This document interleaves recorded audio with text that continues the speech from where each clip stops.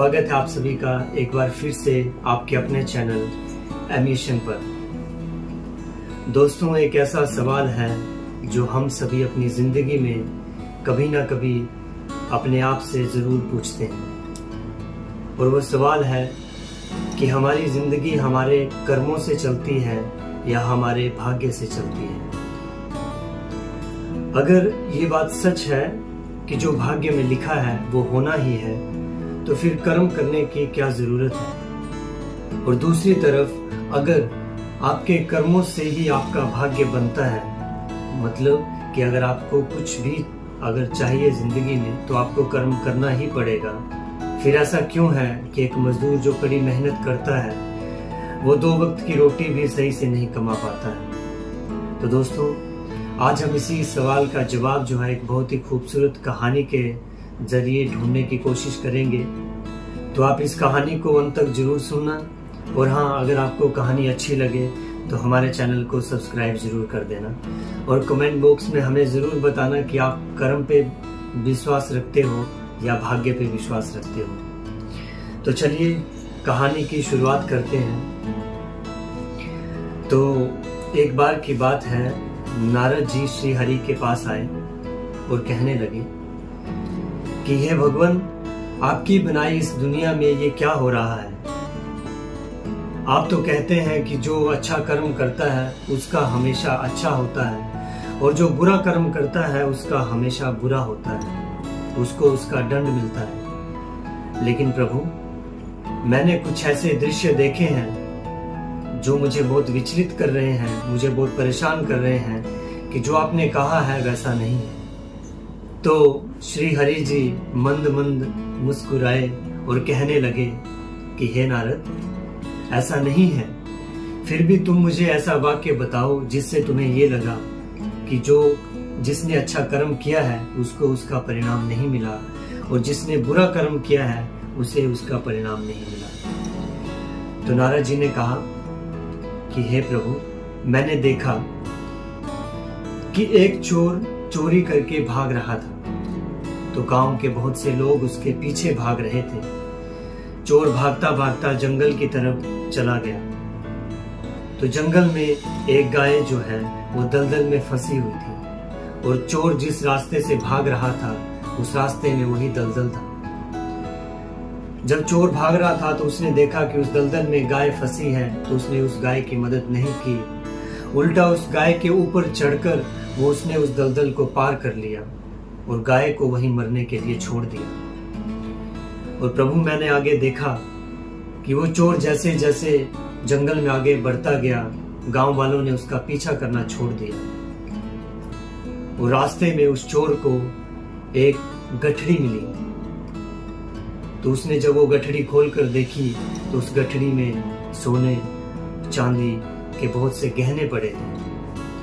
तो प्रभु, मैं ये देख के हैरान हो गया कि उस चोर ने एक तो अच्छा कर्म नहीं किया, एक तो उसने चोरी की, और ऊपर से जो गाय उस कीचड़ में फंसी थी, उस दलदल में फंसी थी, उसने उसकी भी मदद नहीं की। और उपहार में उसे क्या मिला? सोने और चांदी। तो प्रभु, मैं आगे देखता हूं कि एक ऋषि अपनी तपस्या करके उसी रास्ते से कहीं जा रहे थे। उन्होंने उस गाय को उस दलदल में फंसा देखा, तो उन्होंने उस गाय को अपनी जिंदगी को दांव में लगा के अपने प्राणों की परवाह न करते हुए उस गाय को उस दलदल से निकाला। तो ये देख के प्रभु मैं बहुत प्रसन्न हुआ कि उन्होंने उस गाय की मदद की और अपने प्राणों की परवाह न करते हुए उस दलदल से उस गाय को बाहर निकाला। लेकिन दूसरे ही क्षण प्रभु, मैंने देखा कि वो अपने रास्ते से घर जा रहे थे। रास्ते में कुआं था, कुआं में वो पानी पीने के लिए रुके, उनका पांव पत्थर से टकराया और वो उस कुएं में गिर गए, और प्रभु, उन्हें बहुत गहरी चोटें आई। तो मैंने देखा कि उन्होंने उस गाय की मदद की, एक अच्छा काम किया।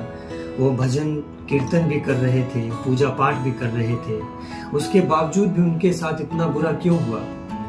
वो पानी पीने ही तो गए थे, क्यों उनके पांव में चोट लगी और उस कुएं में गिर गए और उन्हें बहुत सारी चोटें लगी। नारद जी की बात सुनकर श्री हरि मंद मंद मुस्कुराए और कहने लगे कि हे नारद, तुमने जो देखा वो बिल्कुल सही देखा, लेकिन अब मैं तुम्हें इसका सार समझाता हूं।